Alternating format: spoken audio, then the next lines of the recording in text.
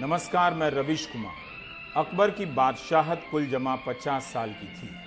अकबर के किरदार पर बनी फिल्म मुग़ल आज़म की उम्र 60 साल हो गई है। अगर आप इस फिल्म की कल्पना की बुनियाद से लेकर रिलीज़ होने तक के साल जोड़ लें तो इस फिल्म की उम्र 76 साल होती है। 5 अगस्त 1960 को रिलीज़ हुई थी मुग़ल आज़म। 2013 में भारतीय सिनेमा के 100 साल हो गए थे। 107 साल के सफ़र में यह फिल्म 60 साल की बादशाहत रखती है।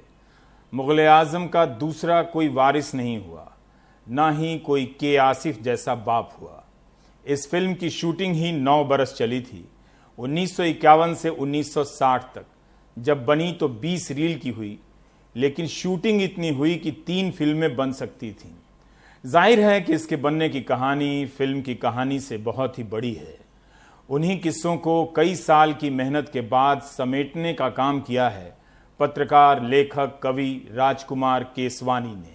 दास्तान-ए मुग़ल आज़म, इस फिल्म और इस फिल्म से जुड़े हर शख्स की कहानी कहती किताब दास्तान-ए मुग़ल आज़म। दर्शकों को यह फिल्म मुग़ल आज़म के नाम से मिली, लेकिन इस फिल्म को बनाने वाले करीमुद्दीन आसिफ की दीवानगी उन्हें अलग बादशाहत देती है जो इस किताब से अता की जाती है। राजकुमार केसवानी के आसिफ की आंखों में बसी एक फिल्म की कल्पना की तलाश करते हैं। किताब लिखते लिखते राजकुमार केसवानी अपनी दीवानगी में के आसिफ हो जाते हैं, वरना किसी फिल्म के बनने के इतने साल बाद कोई पत्रकार अतीत में लौटकर उसके बनने की कहानी की तलाश नहीं करता। केसवानी इस किताब को लिखते हुए एक बार फिर से मुग़ल आज़म बनाने लगते हैं। लिखने के फन का एक नमूना आप दर्शकों के लिए हाजिर है। 1922 में एक साथ 2 घटनाएं हुईं जिनका ज़ाहिरा तौर पर एक दूसरे से कोई ताल्लुक नज़र नहीं आता था। एक तरफ लाहौर में बैठे एक ड्रामा निगार इम्तियाज़ अली ताज ने एक नाटक लिखा अनारकली, तो दूसरी तरफ उत्तर प्रदेश के इटावा ज़िले में 14 जून 1922 को डॉक्टर फजल करीम और बीबी गुलाम फातिमा के घर एक बच्चे का जन्म हुआ। नाम रखा गया करीमुद्दीन आसिफ। पूरे 22 साल बाद जाकर इन 2 घटनाओं के बीच का रिश्ता उस वक्त उजागर हुआ जब करीमुद्दीन आसिफ, जो उस वक्त तक बंबई पहुंचकर के आसिफ बन चुका था, ने अनारकली की कहानी सुनी और उसे अपनी जिंदगी का मकसद बना लिया। दर्जी का हुनर लेकर बंबई गए थे आसिफ। कपड़ों की पैबंद जोड़ने वाला यह निर्देशक अपने हिंदुस्तान से बेपनाह मोहब्बत करता था। इसलिए जब फिल्म शुरू होती है तो अकबर के परिचय से पहले वह उस हिंदुस्तान को इंट्रोड्यूस करते हैं, पेश करते हैं, जो आसिफ के जहन में बसा था। मुल्क को देखने की निगाह की कोई सीमा नहीं है। कोई मिट्टी में ही वतन देख ले तो कोई ग्लोब के नक्शे को चूम ले या कोई उसकी हवा की खुशबू में। आसिफ का हिंदुस्तान पर्दे पर कुछ इस तरह नुमाया होता है। मैं हिंदुस्तान हूँ, हिमालय मेरी सरहदों का निगहबान है, गंगा मेरी पवित्रता की सौगंध। तारीख की इब्तिदा से मैं अंधेरों और उजालों का साथी हूँ, और मेरी खाक पर संगे मरमर की चादरों में लिपटी हुई ये इमारतें दुनिया से कह रही हैं कि जालिमों ने मुझे लूटा और मेहरबानों ने मुझे संवारा। नादानों ने मुझे जंजीरें पहना दी और मेरे चाहने वालों ने उन्हें काट फेंका। वो अकबर का हिंदुस्तान नहीं था, वो आसिफ का हिंदुस्तान था, जिसे आसिफ ने अकबर के हवाले से पूरी दुनिया के सामने पेश की। इस तारुफ में लफ्ज़ों का इस्तेमाल देखिए। हिमालय मेरी सरहदों का निगहबान है तो गंगा मेरी पवित्रता की सौगंध। मगर फिल्म बनी कैसे? अनारकली कैसे मिली? और अनारकली में ऐसा क्या जादू था कि उसकी कहानी रविंद्रनाथ टैगोर बांग्ला में लिखते हैं और उसका उर्दू अनुवाद फिराक गोरखपुरी करते हैं। अनारकली पर नाटक और किस्सा लिखने वालों में टैगोर ही नहीं है, और भी कई नाम हैं जो दास्तान मुग़ल आज़म में दर्ज हैं। इन्हें न देखिए शहजादी, इनमें कनीज की सहमी हुई हसरतों के सिवा और कुछ नहीं। भूल जाओ कि तुम एक कनीज हो, और सलीम को अपनी आंखों में वो देख लेने दो जो तुम्हारी जबान कहते हुए डरती है। मेरी आंखों से मेरे ख्वाब न छीनिए शहजादे।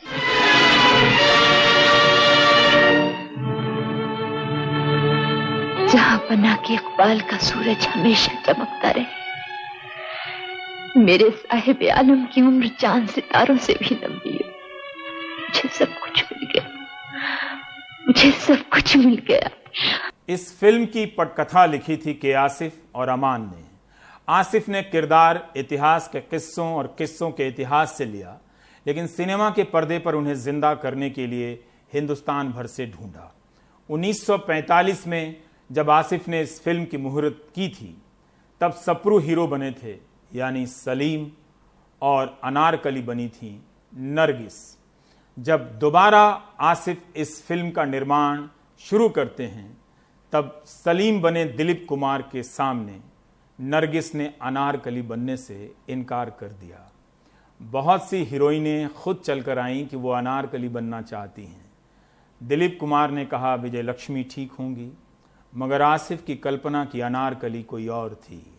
देश भर के अखबारों में इश्तिहार दिए गए। 8 फरवरी 1952 को स्क्रीन अखबार में इश्तिहार छपा, जिसमें 16 बरस से 22 बरस की लड़कियों को अपना मुकद्दर आजमाने के लिए आमंत्रित किया गया था, और इश्तिहार कुछ इस तरह से लिखा गया था। दिलीप कुमार और के आसिफ को अनारकली की तलाश है। हो सकता है वो अनारकली आप हों, यह आपके लिए आखिरी मौका है। अपने फोटो और अपने बारे में पूरी जानकारी दिलीप कुमार और के आसिफ को 15 मार्च 1952 तक भेज दें। देश भर से 8 लड़कियां चुनी गई, मगर अनारकली नहीं बन सकी। अलबत्ता उन्हीं में से इंदौर की शीला दयाला अनारकली की बहन सुरैया बनती हैं। फिर निगाह नूतन की तरफ जाती है, लेकिन नूतन एक बयान देती हैं कि अनारकली के रोल के लिए उनसे ज्यादा बेहतर नरगिस और मधुबाला होंगी। मधुबाला की आसिफ से अनबन हो गई थी, मगर किस्मत देखिए कि मधुबाला के आसिफ के पास खुद चलकर आती हैं और कहती हैं कि मैं अनारकली बनना चाहती हूं। यह बातचीत आसिफ के दफ्तर के बाहर खड़ी मधुबाला की कार के भीतर होती है। आसिफ को अनारकली मिल जाती है। पहली बार सलीम के लिए जब दिलीप कुमार पर नजर गई, तो अपने दोस्त दिलीप कुमार के बारे में आसिफ कहते हैं कि दिलीप काफी दुबले पतले हैं। सलीम के किरदार में वही जचेगा जिसमें मुगल शहजादों की सी जलवागरी हो। केसवानी लिखते हैं कि उस वक्त आसिफ ने एक बात कही जो हकीकत में तब्दील हो गई। अनारकली, जिसे कैदखाने की एक ही कठिन रात के अंधेरे ने खा लिया। मुमकिन है कि जब मैं 10 साल बाद इस सलीम अनारकली की मोहब्बत की दास्तान पर दोबारा स्क्रिप्ट लिखूं, तब शायद मैं उसे सलीम के किरदार के लिए चुन लूं, क्योंकि उसमें शाहाना शान तो मौजूद है, लेकिन इस रोल के लिए अभी वो तैयार नहीं। जिनके दिल की धड़कनों को किसी शहनशाह की गुलामी मंजूर नहीं। ये सारा कुछ मैं दास्ताने मुगल आजम से बता रहा हूं। आवाज मेरी है, मगर बयान राजकुमार केसवानी के हैं। किस्सों से भरी है यह किताब दास्ताने मुगल आजम, मगर मैं पूरा किस्सा कैसे बता सकता हूं। फिर आप 392 पन्नों के इस किताब को पढ़ेंगे तो कुछ बचेगा नहीं। 1599 रुपए की यह किताब भोपाल के मंजिल प्रकाशन से मिल जाएगी। आप जानते हैं कि मैं किताब का नाम ही नहीं, दाम और प्रकाशक के भी नाम बताता हूं। तो बहरहाल फिल्म बननी शुरू होती है। एक ऐसी फिल्म बनती है जो आज तक और आज भी किसी भी निर्देशक के ख्वाब पर भारी है, चुनौती है। क्या वो ऐसी फिल्म बना पाएगा जो मुगल आजम का मुकाम हासिल करे। इस फिल्म ने अनगिनत लोगों को हौसला दिया, ख्वाब दिया। 20 साल तक धीमे लौ की आग में जलता हुआ एक पत्रकार अकबर पर उपन्यास लिखने लगता है, जो राजकमल प्रकाशन से छपती है। एक एक पंक्ति कसी हुई है इतिहास के पन्नों और अपनी कल्पनाओं से। जब वो अपने उपन्यास में अकबर को उतारता है, जो ना चाहते हुए भी जाने अनजाने में वह के आसिफ की रूह को छूने लगता है। शाजी जमा का अकबर, गेहुए से रंग के मझोले कद के अकबर बादशाह की चमकीली आंखें, काली भवें, चौड़ा माथा, नाक सीधी और छोटी, नाक और होठ के बीच मस्सा, कमर पतली, सीना चौड़ा और गठा हुआ बदन था। न बहुत दुबले न मोटे, लंबे हाथ पांव और बाहर की तरफ मुड़ी टांगे थीं जो घुड़सवारों के लिए बिल्कुल सही थीं। दाढ़ी नहीं रखते थे लेकिन मूछें थीं। वो बुलंद आवाज के मालिक थे। आसिफ को ये सारी खूबियां पृथ्वीराज कपूर में नजर आती हैं। उनके डायलॉग की बुलंदी के सामने सलीम के किरदार में दिलीप कुमार को अपना डायलॉग कुछ हल्का लगा तो आसिफ से शिकायत की। आसिफ ने 2 टुक जवाब दिया, मैं मुगले आजम बना रहा हूं, सलीम आजम नहीं। ले जाओ इस खूबसूरत आंधी को, इस रंगीन फितने को, और जिंदा दीवार में चुनवा दो। जो शीली और खुददार कौम के सूरमाओं की गैरतमंद बेटी, हाथ क्यों कांप रहे? इसी दिन के लिए हमने मांगा था तुम्हें। बेटे की जिद अगर बाप के सर से पूरी होती है तो बाप हाजिर है। यह फिल्म अपने आप में एक गाथा है। इस फिल्म के किस्से सुनाने वाला भी कम बड़ा पत्रकार नहीं है। एक मुगले आजम नहीं है इस फिल्म में। फिल्म के फाइनेंसर शाहपुर जी का किस्सा भी किसी फिल्म से कम नहीं है। कई साल तक एक फिल्म में पैसा लगाते गए। आसिफ और शाहपुर जी में झगड़ा भी होता रहा, दोस्ती भी बनी रही।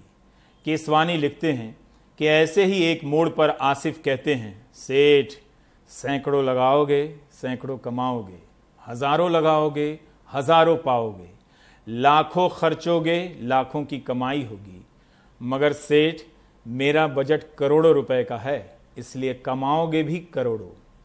ऐसी बातों से हताश शाहपुर जी की आंखें चमक जाती थीं। आज उनके बेटे हैं पालुन जी, जो इस वक्त 98 वर्ष के हैं। वे भी मुगले आजम से कम नहीं हैं। सलीम, तुझे बदलना होगा। तुझे सलीम पर जाहिर करना होगा कि तेरी मोहब्बत झूठी थी। उसे यह भी यकीन दिलाना होगा कि तुझे उससे कभी मोहब्बत नहीं थी। जैसा कि मैंने कहा कि हम चाहे भी तो दास्ताने मुगले आजम से सारी बातें आपको एक कार्यक्रम में नहीं बता सकते। किताब पढ़नी पड़ेगी। इसमें मकबूल फिदा हुसैन की बनाई कई चित्रकारी जो उन्होंने फिल्म के किरदारों पर बनाई थी, इस फिल्म ने उन्हें काफी प्रभावित किया था।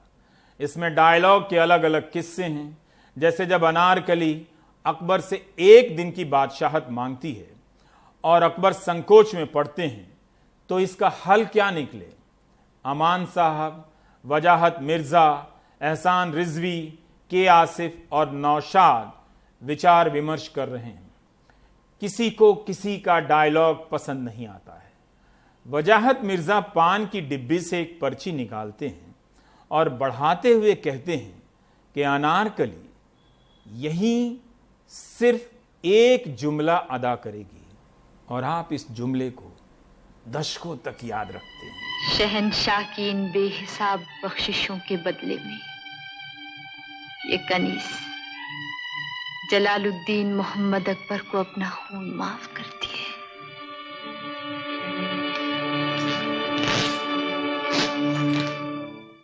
इस फिल्म के एक और लेखक अमान भोपाल के रहने वाले थे। अमान 18-19 की उम्र में भोपाल से बंबई आ गए फिल्मों में किस्मत आजमाने। तब बंबई थी, आज मुंबई है। अमान बहुत अच्छे शायर थे। किसवानी कहते हैं कि कौन सा डायलॉग किसका है तय करना बहुत मुश्किल है। फिल्म शुरू होती है हिंदुस्तान के परिचय से और बीच में एक जगह और हिंदुस्तान आता है। सलीम जब अपनी मां से कहता है कि उसकी मोहब्बत पर बादशाहत की हुक्म नहीं चल सकती, तो मेरा दिल भी कोई आपका हिंदुस्तान नहीं जिस पर आप हुकूमत करें। फिल्म के निर्माता शाहपुर जी, पालोन जी मिस्त्री का बहुत बहुत शुक्रिया, जिन्होंने फुटेज के इस्तेमाल की इजाजत दी, वरना एक ऐतिहासिक फिल्म की दास्तान सुनाने के फन में मजा नहीं आता, खासकर तब जब वो फिल्म 60 साल पूरे कर रही हो। उन्होंने इस फिल्म में पैसा नहीं लगाया। एक दीवाने निर्देशक आसिफ को अपनी दौलत की गिलौरी दी थी। पान की गिलौरियां जैसे पेश की जाती हैं, सेठ ने करोड़ों लगाकर करोड़ों कमाए या नहीं कमाए, लेकिन हिंदुस्तानी सिनेमा के इतिहास में एक बादशाहत जरूर कायम की। हमारे साथ राजकुमार केसवानी है बात करने के लिए। इन्होंने अपनी किताब में इस फिल्म को एक शेर में समेटा है और वो शेर इस तरह है, तख्त क्या चीज है और लालो जवाहर क्या है, इश्क वाले तो खुदाई भी लुटा देते हैं। केसवानी साहब, आपका बहुत बहुत स्वागत है। आप 70 साल के हो चुके हैं और ये फिल्म मुगले आजम 60 साल की हो चुकी है, होने वाली है 5 अगस्त को। पहले तो यही बताइए कि के आसिफ की आत्मा आप में कब समा गई और आप कब से इस फिल्म की किताब दास्तान मुगले आजम लिखने के लिए कोशिश करने लगे?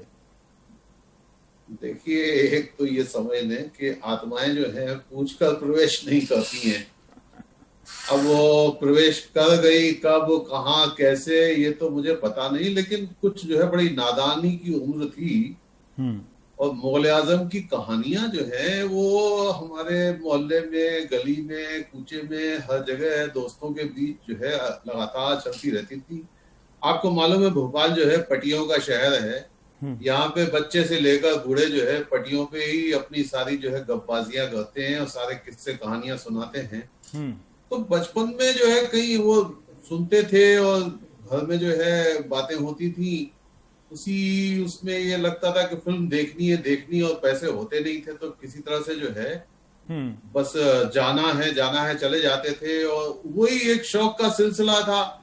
लेकिन कहीं ना कहीं जहन में उसको लेकर जो है, जो उसके जो डायलॉग्स थे जब हम बच्चे थे तब भी जो है वो पृथ्वीराज कपूर के जो है अकबर वाले डायलॉग और मधुबाला कहना कि ये कनीज आपको अपना खून माफ करती है, ये इस तरह के जो है हम लोग आपस में एक लतीफे की तरह करते थे। लेकिन ये कब पता नहीं अंदर ही अंदर पक्का जो है सीरियस हो गई ये बात, इसका एहसास जो है बहुत बाद में हुआ। केसवानी साहब, मुगले आजम, एक तो आपकी किताब बहुत अच्छी है। एक फिल्म के बारे में इतना रस लेकर जाना जा सकता है, बहुत मज़ा आया पढ़ने में। मैं ये पहला सवाल तो अब हम इस किताब से जुड़कर पूछना चाहते हैं कि मुगले आजम फिल्म की कहानी की यात्रा शुरू कहाँ से होती है? पूछने का मतलब है किस मुल्क से शुरू हो रही है, किस नाटक से शुरू हो रही है और किस रास्ते ये के आसिफ की आत्मा में प्रवेश करती है? देखिए, जो ये अनारकली जो नाटक है वो इम्तियाज अली ताज ने 1922 में लिखा था और उस वक्त जो है हिंदुस्तान और पाकिस्तान दो चीजें नहीं थी, एक ही मुल्क था। लेकिन जो है जिस वक्त उन्होंने ये लिखा था उस वक्त शायद जो है वो उसके वक्त से पहले की चीज थी, क्योंकि जब उसको स्टेज करने की कोशिश की गई तो जो लोगों ने उसे पसंद नहीं किया, इसीलिए वो उसके लिए जो जरूरी चीजें हैं, वो जो ग्रैंडर, वो जो शाही अंदाज, वो जो शाही लिबास, वो शाही हवेलियां, महल, वो सब जो है उस जमाने में कर पाना बहुत मुश्किल था।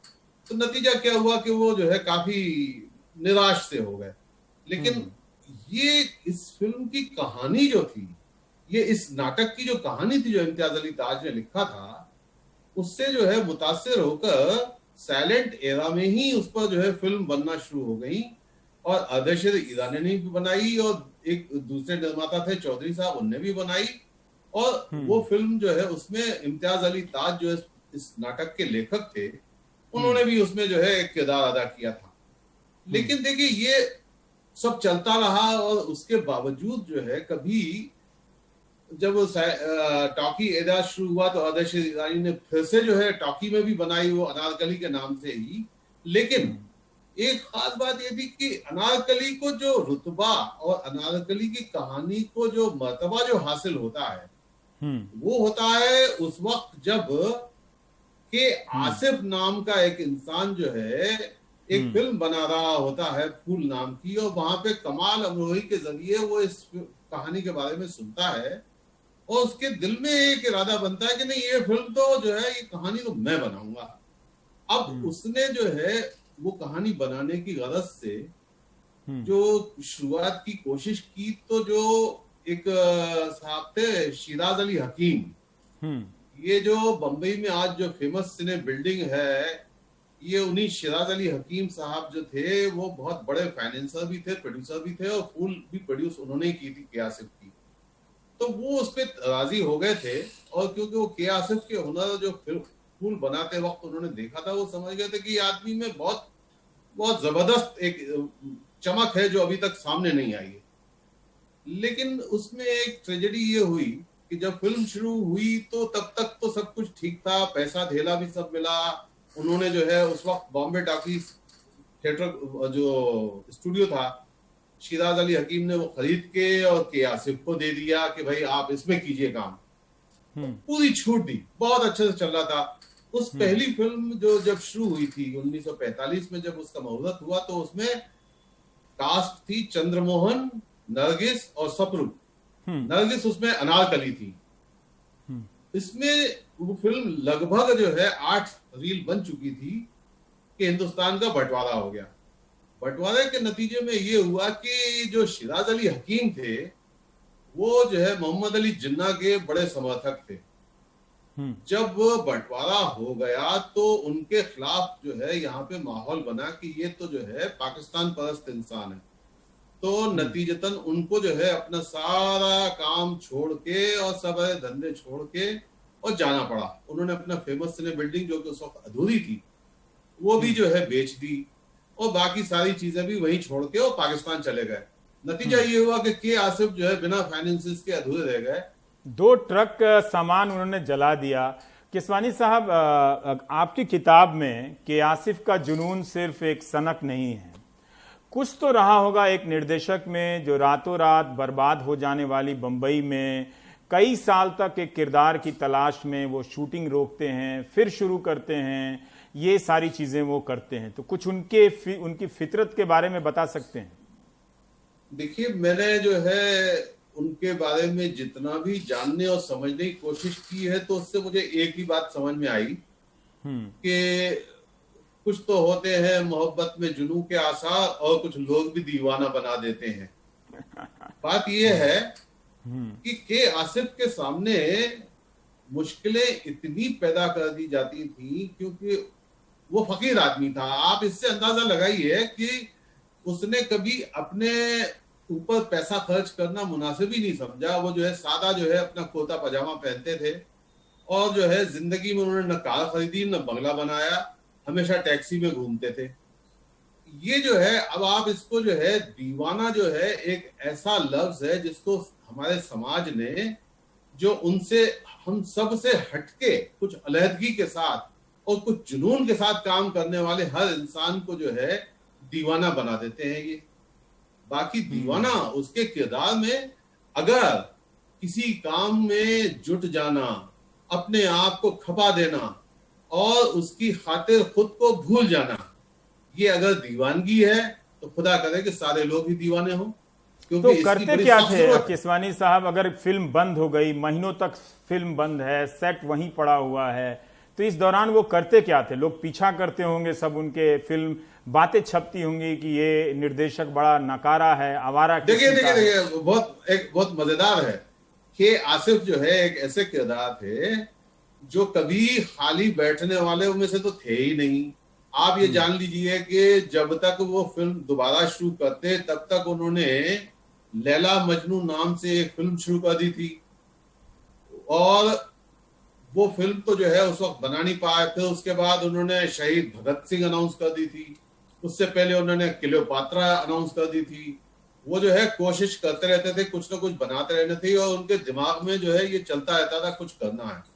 वो करने के चक्कर में जो है ना वो कुछ ना कुछ जो है वो करते थे, और पैसा जो है लुटाते रहते थे, और लोग जो है उनसे डरते भी इसलिए थे कि कोई भरोसा नहीं कि ये काम पूरा भी करेंगे कि छोड़ देंगे। लेकिन जो है दिल में उनके जो है हर वक्त जो है उनके दिमाग में मुगल आजम ही थी। जैसे ही मुगल आजम के लिए उनको जो है, देखिए मुगल आजम के लिए कोई फाइनेंसर नहीं मिल रहा था। अब वो परेशान हुए तो उनको किसी ने ये बताया कि भाई ये जो शाहपुर जी पालोन जी मिस्त्री हैं, ये जो है अकबर के बड़े शहदाई हैं, और ये जो शिराज अली हकीम जाते जाते जो अपने बहुत सारी देनदारियां जो है शाहपुर जी को देके गए हैं, और इसी दौरान उनको ये भी पता लगा कि वो शाहपुर जी सेठ जो है, फिल्मों से तो उनका कोई वो वास्ता नहीं था, लेकिन पृथ्वी थिएटर्स में जो है वो पृथ्वीराज कपूर के बड़े आशिक थे। तो पृथ्वी थिएटर्स जो कि उस वक्त बॉम्बे के ओपेरा हाउस में चलता था, वहां पे वो हमेशा देखने जाते थे। तो के आसिफ ने भी वहां जाना शुरू कर दिया, और क्योंकि के पृथ्वीराज कपूर जो है वो के आसिफ की फिल्म फूल में जो है लीड कैरेक्टर कर चुके थे और वो उसको जानते थे, तो उसी का फायदा उनको मिला कि उन्होंने सेठ को जो है, अपने शाहपुर जी सेठ को जब ये प्रपोजल दिया कि मैं एक ऐसी फिल्म बना रहा हूं जिसमें अकबर की असल तस्वीर आएगी जो आज तक नहीं आई, और उन्होंने जिस तरह से नरेशन दिया, देखिए मंटो जैसे उस्ताद लेखक ने ये लिखा है कि ये जो के आसिफ जो था वो ऐसा बाजीगर था कि जब वो कहानी सुनाता था तो वो हर सीन और हर लफ्ज के साथ जो है अपने जिस्म का भी हुलिया चेंज कर लेता था। गोया कि वो इस तरह से सुनाते थे कि सुनने वाले को लगे कि सब कुछ उसके सामने हो रहा है। उसकी किस्सा गोई जो थी उसमें बड़ी ताकत थी। शाहपुर जी मिस्त्री भी उससे जो है बड़े मुतासिर हो गए और वो जो है उस फिल्म में पैसा लगाने को राजी हो गए। हम आएंगे इस पर। हम शुक्रिया भी कहना चाहते हैं कि शाहपुर जी मिस्त्री जी उन्होंने इस फिल्म के क्लिपिंग से इस्तेमाल करने के लिए इजाज़त दी, और वो बड़ी बात है कि एक ऐतिहासिक फिल्म के वो मालिक भी हैं। मेरा एक आगे बढ़ते हैं कि अनारकली के किरदार और किस्से की कहानी पर तो आप थोड़ा बताएं, बेहतर है कि ये कहानी कैसे एक आज़ाद किरदार की कहानी है। आसिफी कहते हैं कि मैं मुग़ल आज़म बना रहा हूं, मगर ये फिल्म अनारकली की भी बन जाती है। देखने वालों की निगाह में जब वो निकलते हैं तो अनारकली को भी साथ में लेकर निकलते हैं। आप देखिए ये जो है, जो बड़े मेकर्स जो होते हैं ना, जो बड़े क्रिएटर, मतलब मेकर से क्या मतलब है, वो जो है उसके तख्लीक़कार थे, वो उसके खालिक थे। उस आदमी ने जो है वो इम्तियाज अली ताज की कहानी अगर आप पढ़ के देखेंगे तो आपको लगेगा कि बेसिक प्लॉट भले वही हो, लेकिन इस आदमी ने तो जो है पूरी कहानी को बदल दिया है। उसने अनारकली का टाइटल ही नहीं लिया, उसने मुग़ल आज़म बनाई। उसने शहंशाह अकबर, मतलब हुकूमत, जो तख्त पे बैठा हुआ जो हुक्मरान है, जो शहंशाह है, और जो उसकी दुनिया है, तो मतलब वो उसके बीच का जो एक कॉन्फ्लिक्ट है उसको उसने खड़ा किया है, न कि एक सिर्फ मामूली जो है इश्क की कहानी बता दी उसने। आप ये देखिए, उसने एक बड़ा खूबसूरत काम ये किया कि कहीं पे भी किसी भी जगह पे उस कहानी में कोई ऐसा किरदार नहीं है जो अवाम को रिप्रेजेंट करता हो। के आसिफ ने अपनी तरफ से, ये सिर्फ के आसिफ का क्रिएशन है, उसने संतराश नाम का एक कैरेक्टर क्रिएट किया है। वो संतराश जो है आज के हमारे बुद्धिजीवी वर्ग का एक प्रतिनिधि मान सकते हैं आप, जो किसी बादशाह से, किसी हुकूमत से नहीं डरता, हर दौर में होते हैं। अब मैं आपसे और इससे ज्यादा कुछ नहीं कहूंगा, आप समझ रहे हैं कि हर दौर में होता है। और ये संतराश जो है इस बात से भी नापसंदगी की वजह से ऐसे लोगों को खत्म भी करवा देते हैं। ये सारी बातें इस फिल्म में कही गई हैं। ये जो बातें हैं ये बहुत अहम हैं। ये किसी भी फिल्म में, ये किसी भी कहानी में एक ऐसा कैरेक्टर जो कि समाज की तरफ से एक प्रतिनिधि बनके उस प्रतिरोध की बात करता है, वो एक बहुत बड़ा कारनामा उसने अंजाम दिया। बहुत ही महत्वपूर्ण उपस्थिति है संतराश की। बिल्कुल, संतराश जो है, आपने एक बात पे गौर किया हो कि फिल्म में बाकी तमाम लोगों के नाम हैं, संतराश का नाम सिर्फ संतराश है, उसका कोई नाम नहीं है। ये जानबूझ के किया गया है। ये सिर्फ एक, क्योंकि एक रिप्रेजेंटेटिव कैरेक्टर है ये समाज का, इस प्रतिरोध का एक प्रतीक है वो, इसलिए उसको कोई नाम नहीं दिया है। वाह किसवानी साहब, हम अपने दर्शकों को फिर से बता दें कि 5 अगस्त कि रोज़ आज से 60 साल पहले 1960 5 अगस्त को मुग़ल आज़म रिलीज़ हुई थी और उस फिल्म की पूरी कहानी को पीछे जाकर लौट कर जमा करते हैं राजकुमार केसवानी अपने किताब दास्तान मुग़ल आज़म में। काफ़ी लंबा सिलसिला आपने लिखा है, तस्करा किया है इस किताब में शीश महल के बारे में। उतना तो वक्त नहीं है, लेकिन फिर भी हम जानना चाहते हैं कि कैसे ये एक सेट बन जाता है जब आप लिखते हैं कि जो जिस इलाके में बनाया जाता है, जिस ज़मीन पे, उससे भी बड़ा सेट बन जाता है। और शीश महल के लिए एक शीश महल की कल्पना लेकर आसिफ पूरे हिंदुस्तान भर में भटकते हैं। देखिए, शीश महल की तो जो है वो बात ये है कि दिलचस्प बात ये है कि शीश महल ये सिर्फ आसिफ की सोच का नतीजा है कि जो उसने इस तरह का शीश महल खड़ा कर दिया है। आप ये देखें कि शीश महल बनाने के लिए उसको किस कदर मुश्किल हुई, और शीश महल बन जाने के बाद उससे भी बड़ी मुश्किल हुई कि चारों तरफ जब कांच है, बेल्जियम से बुलाए गए थे वो कांच, और एक खास कलाकार था शिराजी जिसको बुलाया गया था। और ये कोइंसिडेंस है कि जो है आगा शिराजी नाम है इनका, तो लेकिन जो है ताजमहल बनाने वाले का नाम भी वही था। तो ये ताजमहल जो है इन्होंने आगा शिराजी ने बनाया इनके लिए।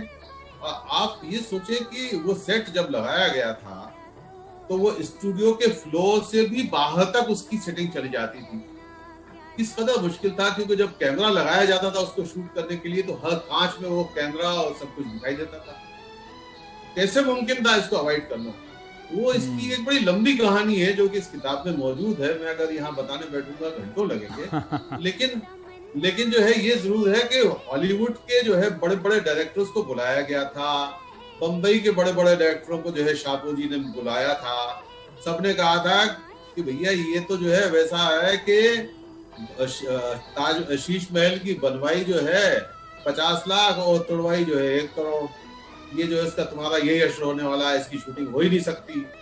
लेकिन इस आदमी ने, जिसे दीवाना कह के लोगों ने बुलाया, उस आदमी ने ये ठान ली कि मैं करके दिखाऊंगा, और उसने ये करके दिखाया। और उसने ऐसा करके दिखाया कि लोग आज तक अशश करते हैं उसको देखने के बाद।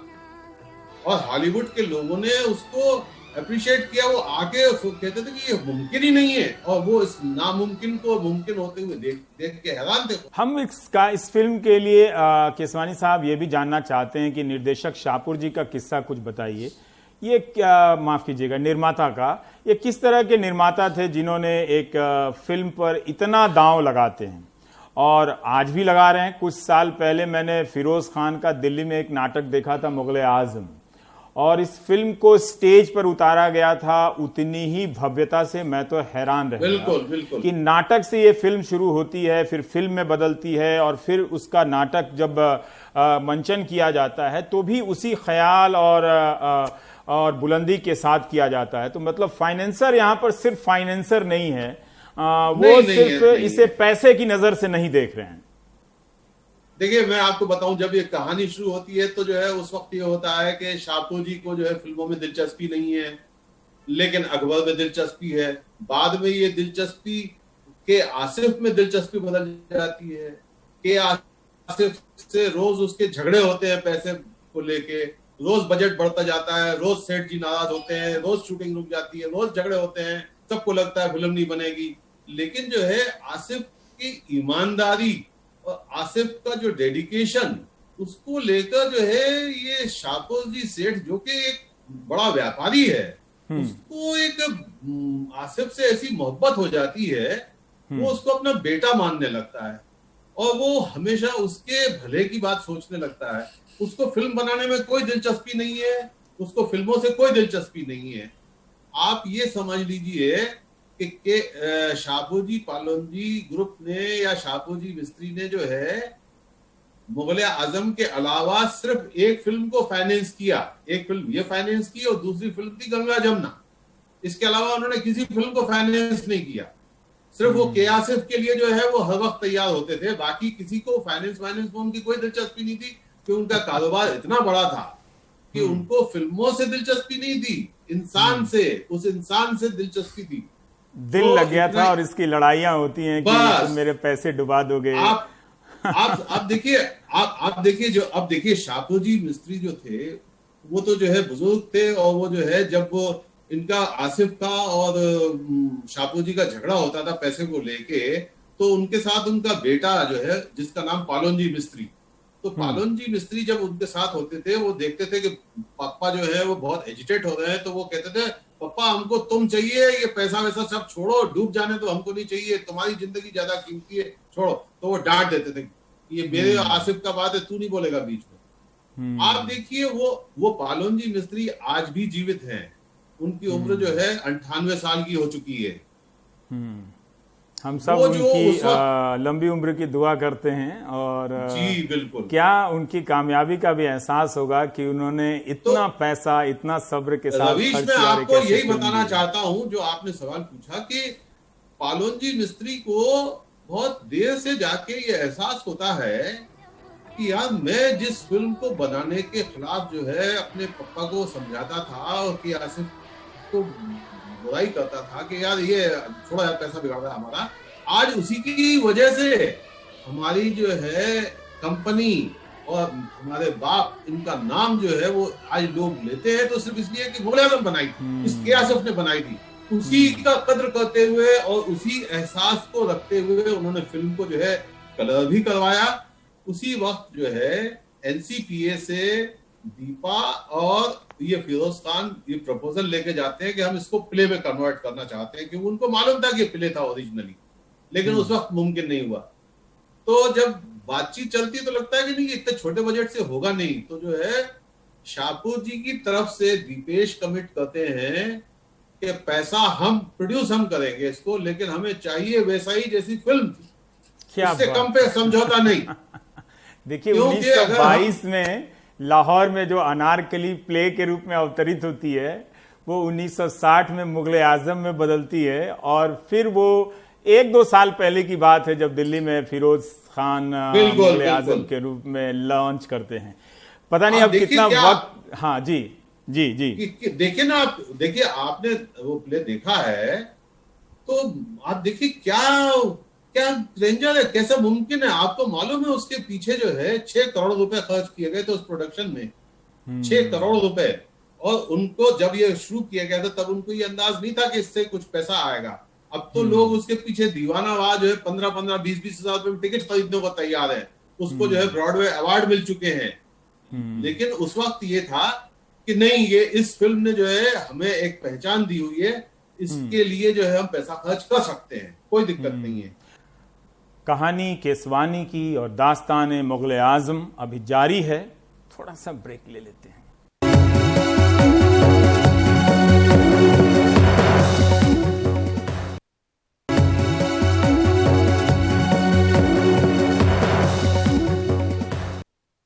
केसवानी साहब, इसमें एक सवाल और बनता है कि इस फिल्म के आसपास और आपके दास्तान मुगल आजम से ये जाहिर होता है कि कई सारे मुगल आजम हैं। मुझे लगता है कि अब मुझे मालूम नहीं कि कितना वक्त बचा है, लेकिन फिर भी मैं ये जानना चाहता हूं कि एक मुगल आजम मुझे और नज़र आता है इसमें, वो है मराठा मंदिर का। उसका संक्षेप में कुछ किस्सा बता दीजिए। सब मैं तो आपसे ये कहूंगा कि आपने कहा कि एक और मुगल आजम, मैं कहूंगा कि एक और के आसिफ की बात है ये। हाँ। असल में जो मेहताब चंद जी गोलछा थे वो राजस्थान के एक बड़े सेठ थे और वो बंबई आए। उन्होंने जो है ये मराठा मंदिर ट्रस्ट की तरफ से बन रहा था, लेकिन वो अधूरा रह गया था और वो लीज पे देना चाहते थे। उन्होंने लीज पे लेके मेहताब चंद गोलछा ने बनाया और उनकी जिद ये थी कि अब मैं इसको बनाऊंगा तो जो है दुनिया का सबसे खूबसूरत सिनेमा बनाऊंगा। और उनके शौक और जुनून का हाल ये था कि 1955 में उन्होंने जो है कॉन्ट्रैक्ट साइन किया है लीज का उसके साथ, और फिर उस पर काम शुरू किया। तो उस ट्रस्ट के एक ट्रस्टी जो थे ग्वालियर के महाराजा जीवाजी राव सिंधिया थे। तो जीवाजी राव ने जो है उनसे कहा कि सेठ जी ये थिएटर जो है एकदम खूबसूरत बनना चाहिए। तो उन्होंने कहा आप फिक्र मत कीजिए, मैं आपके महल से भी ज्यादा खूबसूरत बनाऊंगा। तो वो जो है काफी नाराज हुए। उन्होंने कहा ये क्या बात हुई, महल से क्यों उसकी वो कर रहे हैं। उन्होंने कहा तो इसमें रिलीज कैसे हुई फिल्म, इसमें ये मुगल आजम रिलीज कैसे होती है? मुगल आजम की रिलीज ऐसी होती है कि 1956 में 55 में इन्होंने काम शुरू किया, 1956 में के आसिफ से इनकी मुलाकात होती है मेहताब चंद जी की। दोनों जब मिलते हैं तो उनको लगता है कि वो बिल्कुल हम ख्याल और हम निवाला थे। हाँ, तो जो है उन्होंने उसी दिन तय कर लिया कि इस थिएटर का इनॉग्रेशन जो है मुगल आजम के साथ होगा। लेकिन अब फिल्म को बनने में वक्त बहुत लग गया, इसलिए 1958 में जब फिल्म ये मराठा मंदिर बन के तैयार हो गया तो फिल्म अभी अधूरी थी, तो बी.आर. चोपड़ा की फिल्म साधना के साथ उन्होंने जो है इसका इनॉग्रेशन कर दिया। लेकिन हर कॉन्ट्रैक्ट में वो ये लिखा रहता था कि अगर मुगल आजम की तारीख रिलीज की तय हो गई तो ये फिल्म हम उतार देंगे आपकी। क्या बात है। केसवानी साहब, ये भी जानना चाहता हूं कि पाकिस्तान में भी काफी दिलचस्पी हुई होगी, क्योंकि पहले फाइनेंसर चले गए पाकिस्तान, तो क्या वहां से भी लोग आया करते थे देखने के लिए? जी, वो उस वक्त ये हुआ था कि 1960 में पाकिस्तान की क्रिकेट टीम भी आई थी। उसके जो कैप्टन थे उनका नाम था कैप्टन फजल। तो वो जो है उन्होंने फरमाइश की कि साहब हमको फिल्म देखना है, लेकिन टिकट तो मिलते नहीं है, ब्लैक हो रहा था। तो जो है सेठ जी को मालूम पड़ा तो उन्होंने उनको बुलवा लिया, और उसके बाद जो है उन्होंने कहा कि साहब हमारे मुल्क से बहुत लोग आ रहे हैं वीजा ले लेके ये फिल्म देखने के लिए, लेकिन जो है यहाँ पे बड़े परेशान होते हैं। उन्होंने उसी दिन मेहताब चंद जी गोलछा ने अनाउंस करवा दिया कि जो भी पाकिस्तानी पासपोर्ट लेके आएगा उसको कतार में खड़े होने की जरूरत नहीं है, वो सीधा अंदर आएगा और उसको अंदर से टिकट मिलेगा। ये फराख दिली उन्होंने दिखाई उस जमाने में, जो आज के दौर में सोचना भी नामुमकिन है। बहुत बहुत शुक्रिया केसवानी साहब, दास्तान मुगल आजम आकर सुनाने के लिए। और शाहपुर जी, पालन जी, मिस्त्री ग्रुप का भी बहुत बहुत शुक्रिया कि उन्होंने हमें फिल्म के कुछ फुटेज उपलब्ध कराए। जैसा कि राजकुमार केसवानी ने एक किस्सा बताया कि जब पहली बार आसिफ फिल्म बनाते हैं मुगल आजम और वो अधूरी रह जाती है, तो 2 ट्रक सामान जला दिया जाता है सेट का। लेकिन क्या आपको पता है कि जब फिल्म पूरी हो जाती है तो सेट के बचे हुए हिस्से से एक बहुत बड़ा निर्देशक, हिंदुस्तानी सिनेमा का बहुत बड़ा नाम, उससे उधार लेता है और एक नई फिल्म बनाता है, उसका सेट उससे तैयार करता है। तो क्या आप उस निर्देशक और फिल्म का नाम बता सकते हैं? जवाब आपको उस किताब में मिलेगा, इसलिए किताब पढ़नी पड़ेगी। बहुत बहुत शुक्रिया राजकुमार केसवानी, मुगल आजम के बारे में जानकारी देने के लिए। हम सब के करीब रही है ये फिल्म और इस पर बात करने में बहुत मजा आया। आप जानते हैं मैं फिल्मों पे बहुत कम कार्यक्रम करता हूं, लेकिन बात मुगल आजम की थी और उस पहले संवाद की थी जो मेरे ख्यालों में आज भी बसता है, जिसे मैं हर दूसरे तीसरे दिन सुनता हूं कि मैं हिंदुस्तान हूं। अद्भुत है, अद्भुत हिंदुस्तान है, हम सब हिंदुस्तान है भाई। बहुत बहुत शुक्रिया आपका। आप देख रहे थे प्राइम टाइम। बहुत शुक्रिया रवीश, नमस्कार।